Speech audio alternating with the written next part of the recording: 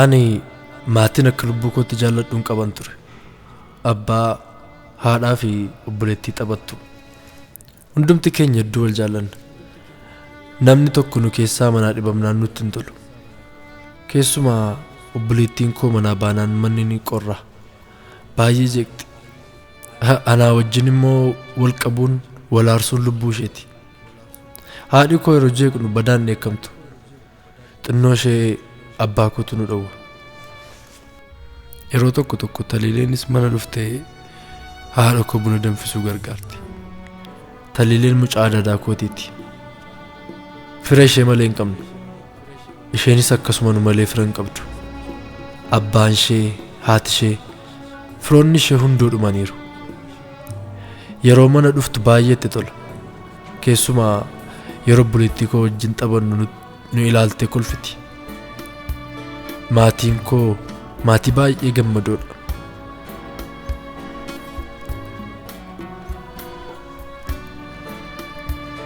Garuu gaaf tokko halkan utuu walitti dachaan irbaata nyaannu abbaan koo amala haaraa fide. Anaaf obboleettiin koof hin beeknu nyaata wal saamaa jirra. Harmeen nu ilaaltee nutti kolfiti. Gidduutti harmeen gara abbaa koo yommuu ilaaltu yaadaan badeera. Nyaata erga dhiises tureera. Harkaan itti buutee maal akka yaadaa jiru gaafatti. Akka homaa yaadaan turreetti sobiyaas deebi'ee nyaachuu yaala. Ammas abbaan koo waan yaadaa ture qaba. Garuu nuun waa'ee isaa dhiisnee kolfinee taphanna. Abbaa koo irra gatiitu ture. Kan akkas yaadaan isa fageessus waa'ee gatii kanaa ture. Gatii inni baasuu hin dandeenyetu irra jira.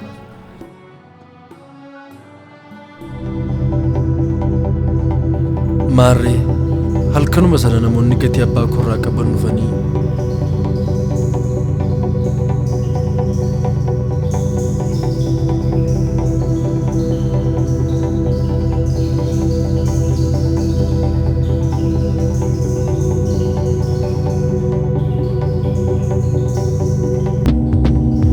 abbaa koo mana keessaa fuudhanii gadi ba'an.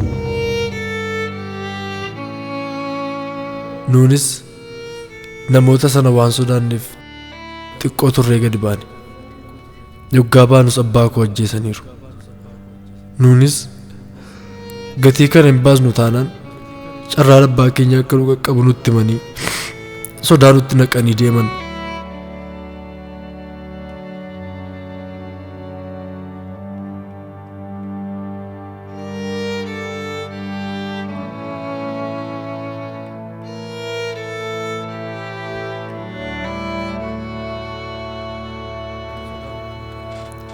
Nutis gatii kana kaffaluu akka hin dandeenye harmeen nutti himuutti kaate. Namni gatii keenya baasu tokko illee hin turre. Ammas waan dhufanii harmee keenya ajjeesan nutti fafakkaatee halkan irramu. nuun harmee keenya dhabna jennee yaaddofne harmee keenyas nuun akka hin dhabne yaaddofte turtii muraasa booda warri abbaa koo ajjeesan akkuma sodaanne dhufanii harmee keenya fuudhanii iddoodhuma abbaa koo ajjeesanitti harmee koo cubeetiin waraananii ajjeesan ammas harmee koo olfachuu hin dandeenye ammas harmee koo na jalaa ajjeesan nuttis deebi'anii guyyaa muraasa qofa akka nuuf kennan nutti himan anis homaa gochuu hin dandeenye homaa gochuu akka hin dandeenye baree tarii obboleettii koo yoon ulfadhe jedheen obboleettii koo fudhee biyya gadhiiseen bade biyya namni tokkollee nun beekne deemnee jireenya dukkanaa jiraachuu eegale amma nama tokko duwwaan qaba obboleettii koo isheenis ana qofa qabdi wal ilaallee gadda abbaa fi haadha keenyaa walitti obsa utuma kanaan jirru gaaf tokko halkan manni keessa jiru humnaan rukutame anis obboleettiin koos damnee kaan nanne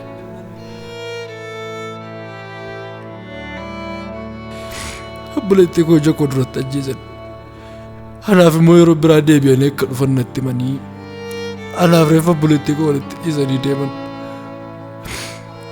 anis qofaatti dhabe maatiin dhabe guyyaan halkan natti ta'e dhiigni obboleettii koo abjuu natti ta'e halkan rafuun dadhabe sammuun koo gadda kana hunda baachuu dadhabe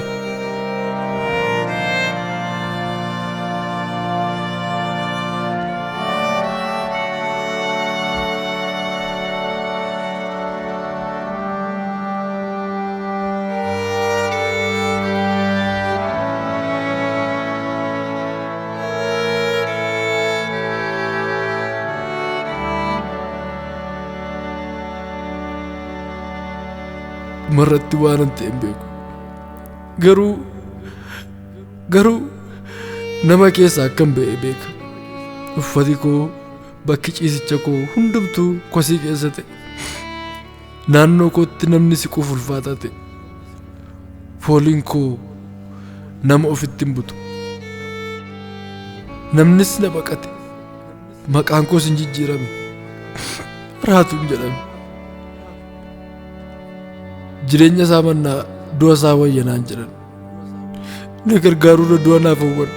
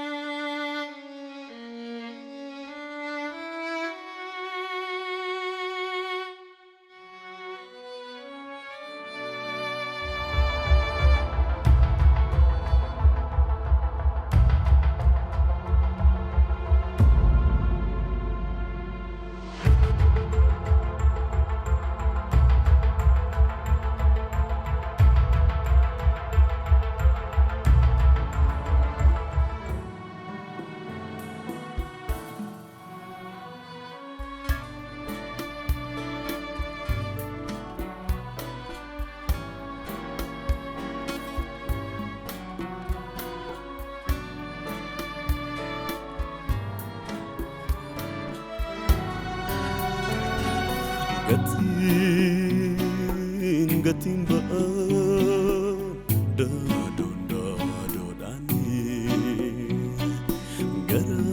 garaan qalbii rafuu liqii qabatanii hedeeda yaaddoraa nama gugufsisa bagati nama bakachisa ibe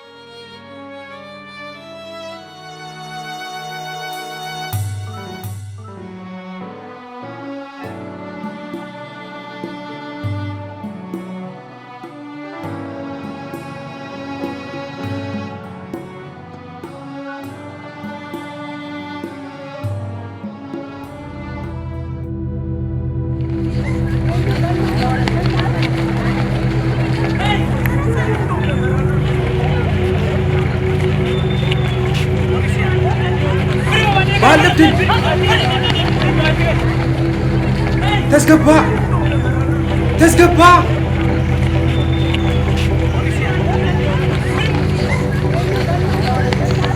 بالي مو بالي سنجلا بدينتي تسقبها كا اسم كيساي نودر على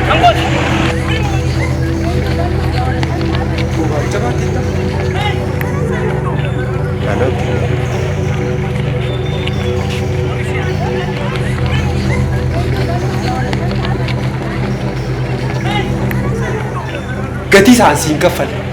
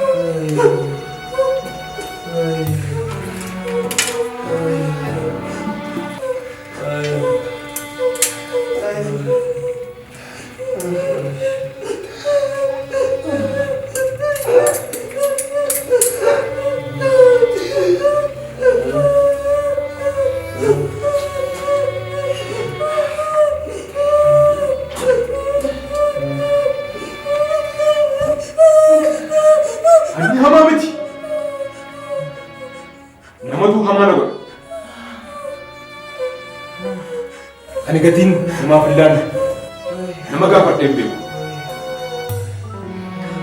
Garuu gatiin koo eenyu irratti iyyuu naaf hafees hin beeku. Boolla illee xaxaxeen gatii koo isa harkaa fudhadha.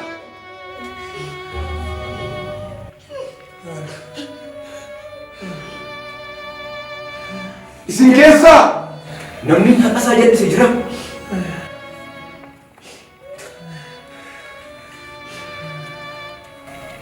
Ani jalqabumayyuu isinitti dubbadheen ture. Isinis tola jettanii waan ani jedhetti walii galtan. Kanan goota yoo ta'e adaba dhufu hundumaa akka fudhattan tola jettan.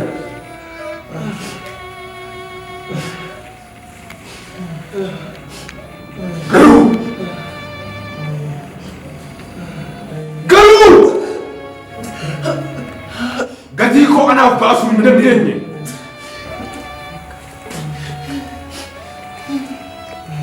Kana booda daqiiqaa tokko isinii wajjin yeroon qabu.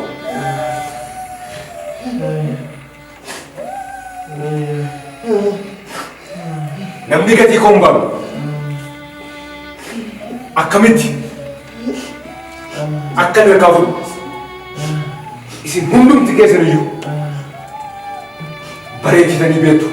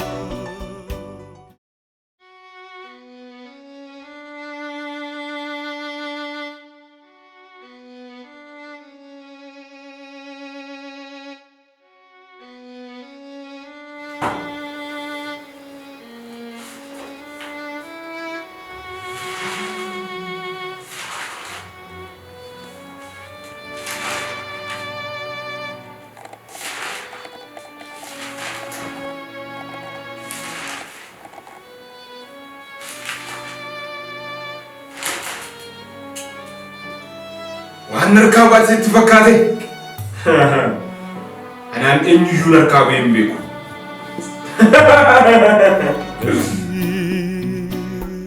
Gatiin ba'a daadoodhaani garaan qalbii rafuu liqii qabatanii Dayadara nama gugufsisa eja bagati nama bakachisa ibe yamudufu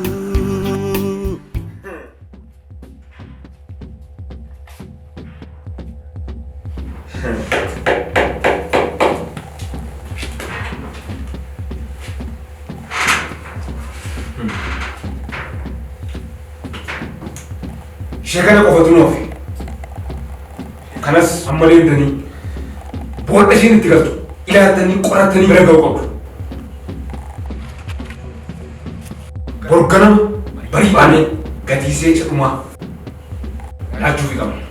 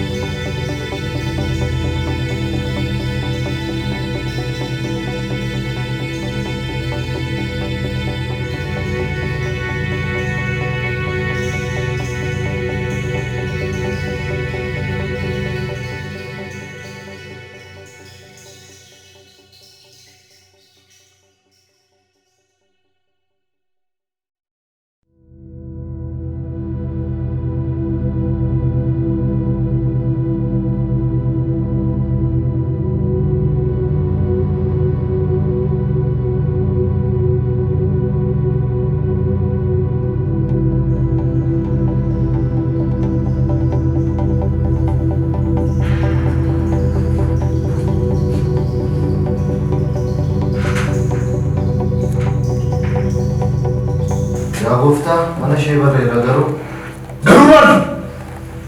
Maaltu ta'e? Maaltu jira wantaaraan? Namni nuti hin beekne kanatti gatii irraa hin qabu. Nuyi fi ishee gidduu seenee jira. Eenyuun? Namni gatii irraa hin qabne biyya kana keessa jira. Isin immoo maal ta'an sodaatanii galatin yaadanii manatti galtaniif saree duwwaan sareedha isin. Amma ganamaan baanee walii wajjin deemnee mana ishee dhaqnee isheedhaafis namicha isin baqattanii manatti galtan kanaafis gatii isaas xumuraa laachuufi qabna.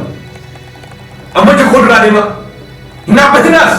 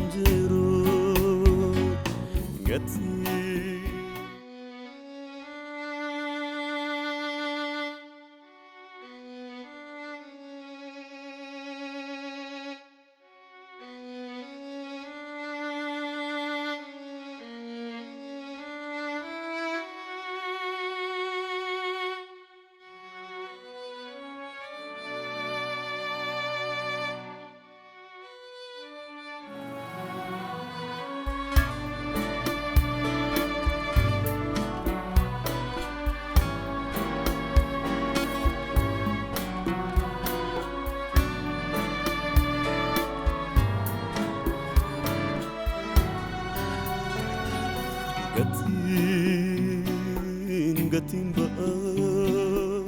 da dani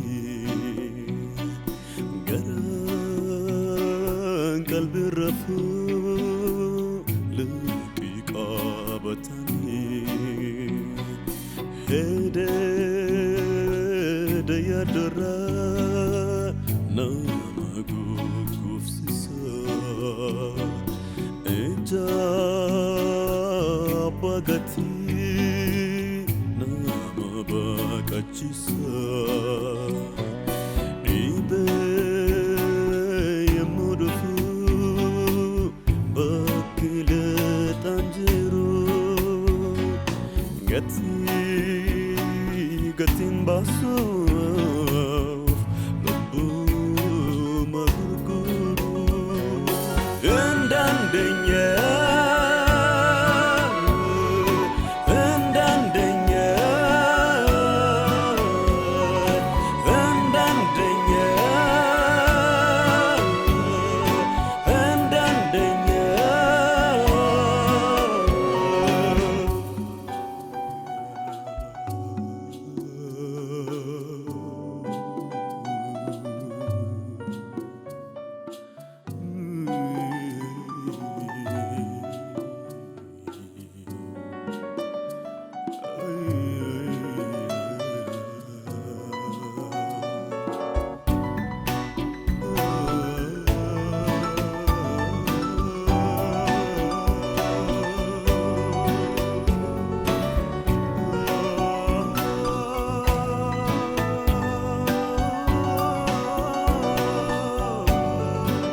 Abagati tiflik debisun dandenya bilsa of basuf takaskadintenye mativlo pusani olfachun dandenya endandenya endandenya endandenya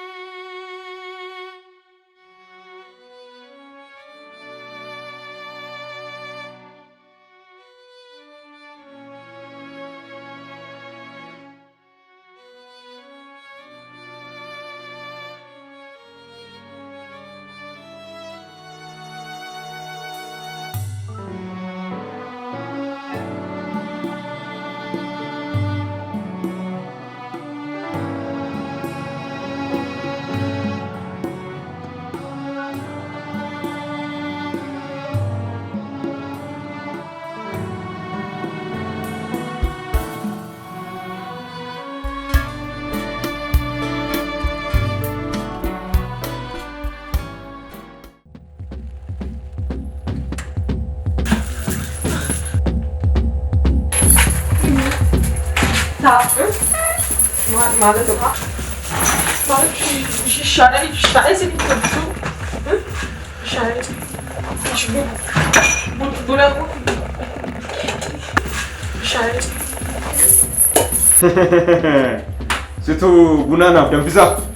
Ishii waan barbaaddan isinii dhumuu danda'aniifis bakka waan barbaaddan. Amma oduu kee dhiisi. Ana irra siif hin dhumu. Kana jechuun immoo siinis jechuu miti. Atis yeroon siif kenne kana keessatti gatii koo sirra jiru hin baaftu taanaan irbaata saroo tokkootti kana taata. Amma garuu nama tokko barbaanna. Innis immoo si malee nama kan biraan qabu. Kanaafiyyuu amma deemte bakka inni jiru nutti agarsiisu taanaan siifis filannoon kan keeti. Nama waan barbaaddan nama abdeesan yoo goote addunyaa garuu eenyutti dabarsee hin waan barbaaddan nama gochuu dandeessa. Eessa jira addunyaan?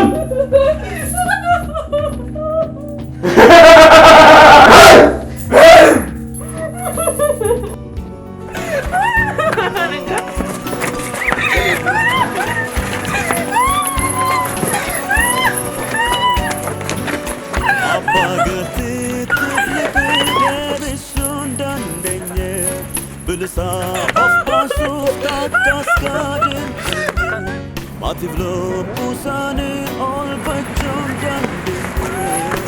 hin dandeenye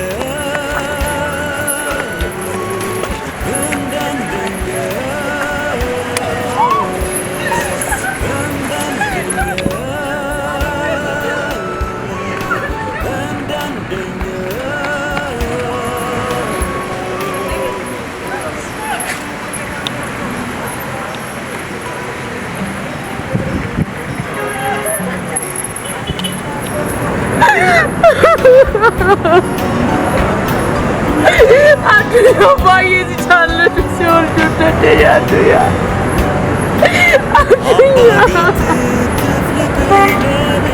Calon bayi si kamu si orjun tadi aduhnya aku. Aduh, kasi curah dulu si Moya. Si Moya.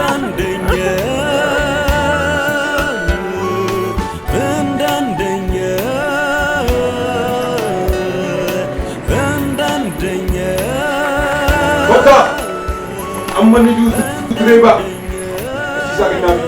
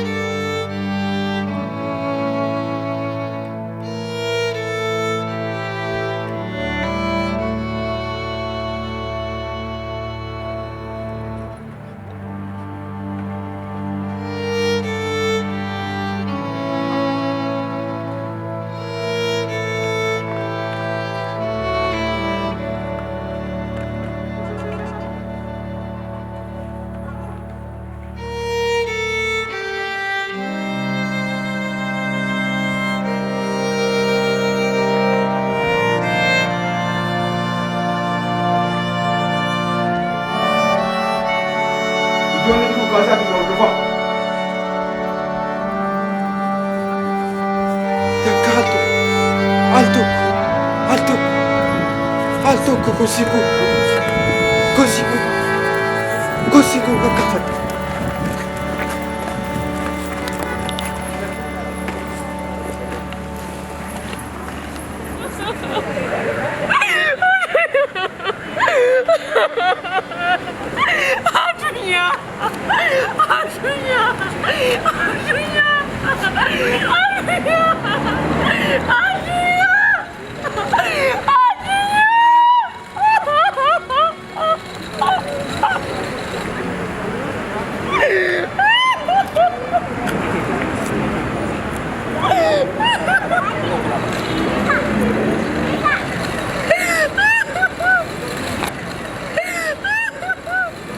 Così confida. Così confida. Anani socara begini ke adunya. Kaki itu dulu sanu memang yang kuasa sanu madunya.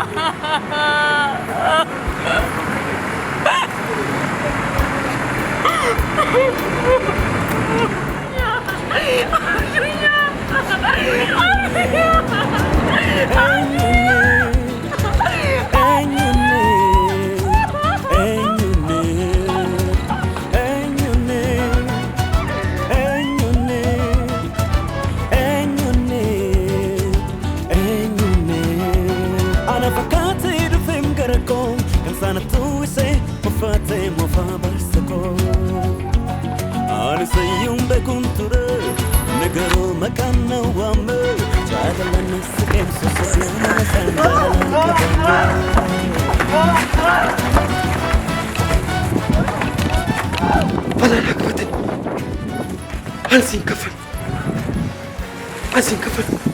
Ati dem. Dem.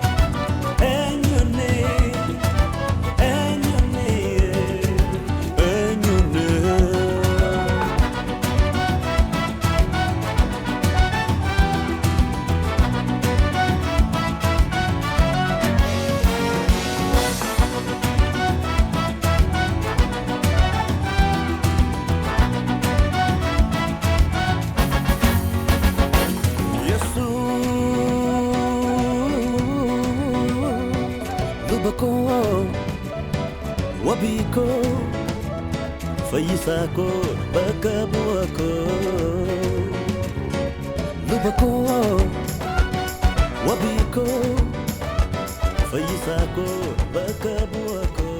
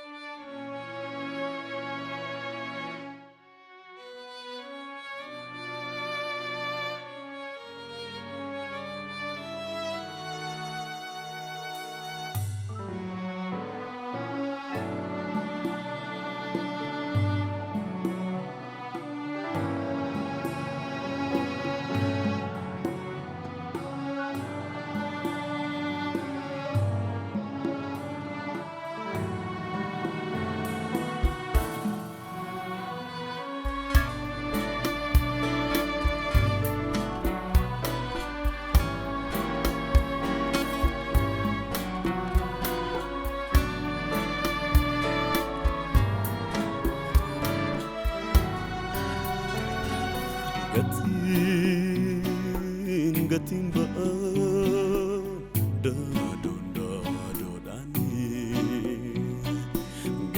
garaan qalbii rafuu liqii qabatanii hedeeda yaaddoraa nama gugufsisa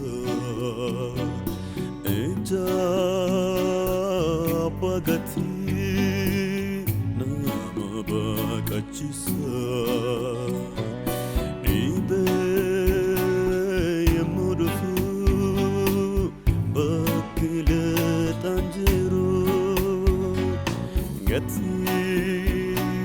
gatiin baasuuf lubbuma gurguru hin dandeenye.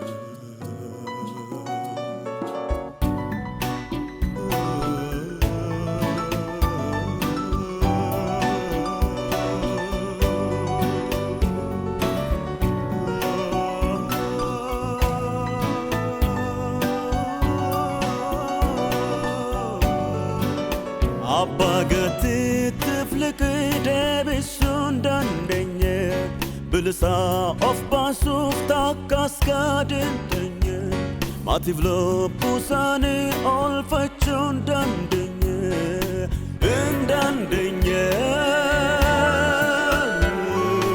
hin dandeenye hin dandeenye.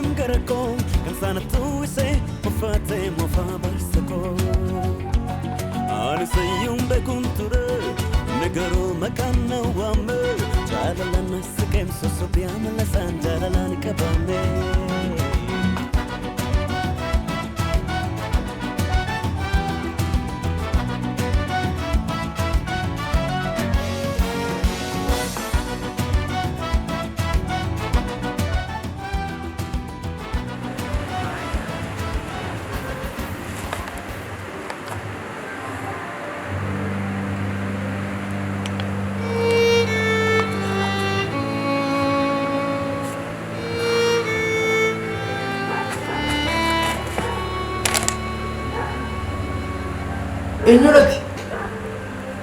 Maal taati? Maaliif qorra keessa dhaabbattu?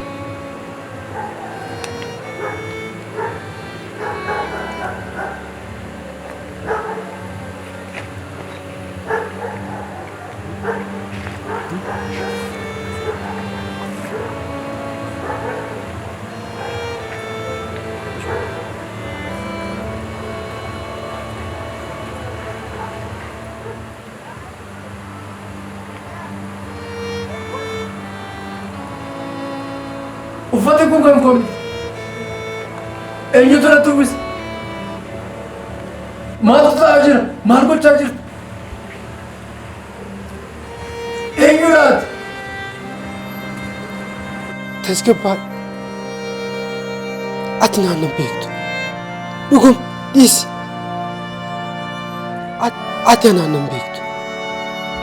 Biyya fagoorraan dhufe. Gara biyya keetti kan erge abbaa koodha. Biyyi koos fagoodha. An biyya keessaniif haaraadha. Biyya keetti kan erge abbaa koodha. Ilaa addunyaa. Addunyaa!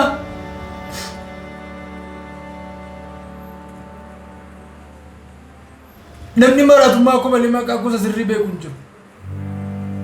Ati akkamitti maqaa koo baruu dandeessa? Ati eessaa dhufte?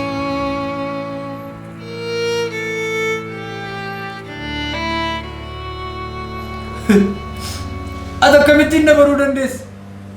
Kun sin dhibin. Ani maqaa kee. Utuu lafti kuniif samiin kuniin uumamin duran si beeka. Amma sadhiisi. Ati sanis yeroo hin qabu. Jarreen gatii sirraa qaban, jarreen lubbuu kee barbaadan sun isaan si ajjeessuuf waan hundumaa xumuranii jiru. Sa'aatiin dhufaattii isaanis ga'eera. Hin nahin amma wantan siin jedhu qofa dhaga'i. Wantan siin jedhu qofa godhi. Ol ka'i. Amma akkuma ati na argaa jirtu qullaa koo dhaabbachaa hin jira. Uffata itti uffachaa jirtu kun kan koo. An kanin qullaa koo dhaabadhe. Kan akka salphachaa jiru. Akka itti salphanneefi. Akka itti qullaan dhaabbanneefi. Eeyyee akka itti bareedduuf hin akkas ta'aa jira. Maal seeti? Amma waan tokko gootu. Ati deemtee bakka koo teessa. Ani immoo bakka nama jiru bakka keen ta'a. Akkuma itti uffata koo uffatte kan anis uffata keen uffadhu. Kana booddee warri gatii sirraa qaban sun yeroo dhufan siin anaan se'u. Anaan immoo siin se'u. Walitti fakkaannaa kana booddee wanta sirratti raawwachuu barbaadan hundumaa irratti raawwatu. Na dhiitu, natti tufu, na kabalu, cinaacha koo waraanu, hamma hin quufutti, hamma lafeen koo argamutti na caccabsu. Kana hundumaa irratti raawwatu. Kana booddee gatii barbaadan hundumaa narraa fudhatu. Gatii atiif kaffaluu hin dandeenye kan hundumaa anatu kaffala. Atis gaafa isaan irratti raawwatan, gaafa isaan gatii isaanii fudhatan, fixan bilisummaatti jiraatta. Maaliif ta'e kun hundumtu? Wanta ati gochaa jirtu hundinuu kun kan naaf malu tokko hin jiru. Gocha kana keessaa gochi naaf malu tokko illee hin jiru. Gonkumaa naaf kan ta'u tokko keessa hin jiru. Dhuguma siif hin ta'u. Siif kan malu adabbii warra sanaa ture. Garuu abbaan koo si jaallateera. Abbaan koo baay'ee si jaallata. Kanaafis biyya fagoo sana biyya waan hundumaa qabu dhiisee kan inni gadi nabu. Kanaaf amma waan tokko goota. Yeroo isaan dhufan waan tokko akkanaaf hin gaddin. Ati gatii kana kaffaluu hin dandeessu. Abbaan koos kan argitu kan inni bakka keenya buuse. Maal seeti? Ganama isaan hin dhufu. Ganama yeroo dhufan wanta sirratti raawwachuu barbaadan irratti raawwatu. Na kabalu. Hamman baachuun natti ulfaatutti na riiba. Kana booddee ati bilisummaatti jiraatta. Garuu wanta tokko fiigi. Yeroo isaan akkasina godhan hundumaa gammadaa laala. Garuu gidduun gal sin gargaara. Si bukkeen gora jennaan of eegga. An gatii kee gargaarsa kee tokko malee hojii kee tokko malee gatii kee siin baasa. Gatii kee an qofaan nan kaffala. Nan kaffala jettee jennaan. Na hojii daamtee jennaan. Hojii koo bishaanitti naqxa. Gatii an kaffaluuf jechaa jiru gatii dhabsiista. Kanaaf wantan siin jedhu qofaa godhu. Ani amma uffata kee uffadhu. Amma siin fakkaadha. Wanta ati baachaa turte hundumaa nan baadha. Wanta ati sila fakkaatu hundumaa nan fakkaadha. Wanta ati fakkaatte hundumaa nan fakkaadha. Kana booddee iddoo keetti na argu. wanta sirriitti raawwatan hundumaan alatti raawwatu.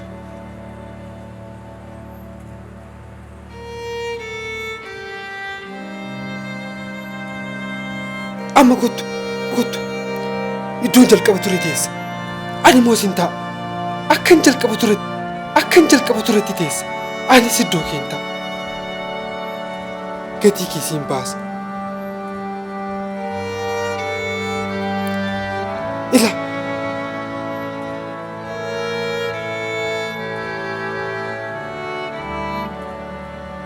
kun kennaa kooti.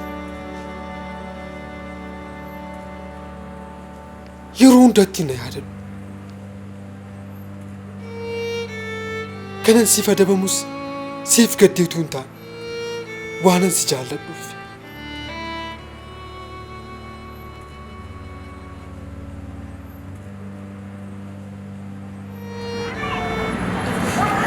Kana booda dhaqee iddoo godha. Waan na jaallatee na fakkaate dhufeef adabame.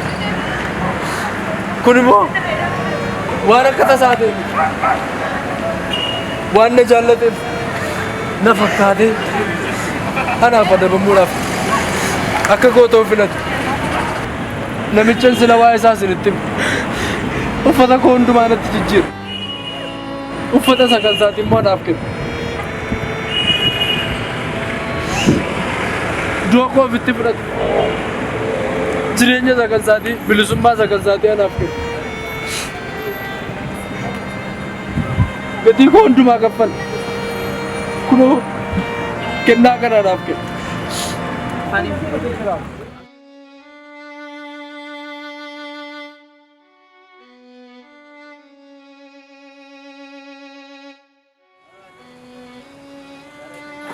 Sin kafala. Naafis naaf kaffalameera.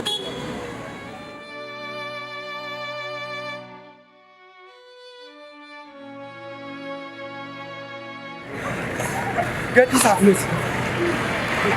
Ati immoo lammaffaa beeku. Naafis naaf kaffalameera. Anaaf immoo naan kaffalamne jechuudha. Miti as gabbaa.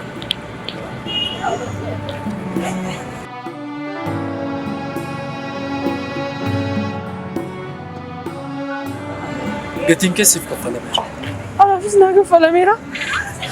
Maraatichi sammuu ture fayyee. Anuma sammaraatu turetu fayye. Namtichi na fayyise. Namtichi maraatummaa koo fudhate. Namtichi uffata koo natti jijjiire. Namichi jireenya koo natti jijjiire. Akkas naan jedhee ture. Namni hundumtu namni hojii an hojjedhe kanatti amanu. Sababii hojii an hojjedhe kanatti amanu qofaaf gatiin isaa irraa kaffalamu. Kanaafiyyuu hundumti keessan hojiin hojjedhe kanatti yoo amantan gatiin keessan isinii kaffalamu. Akkas taanaan du'aaf guyyaan lakkaa'an jechuudha ka. Gatiinis nurra hin jiru.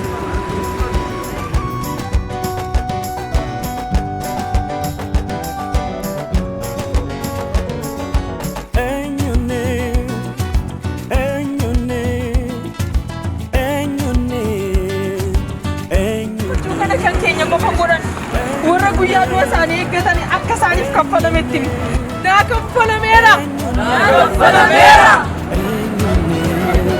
Ana fakkaatee dhufeem gara koo kan sana tuwwisee uffatee moofaa barsa koo. Ani sayyuun beekuun ture nagaroo maqaan na waame jaalala na siqeem sosobee amala isaan jaalalaan qabame.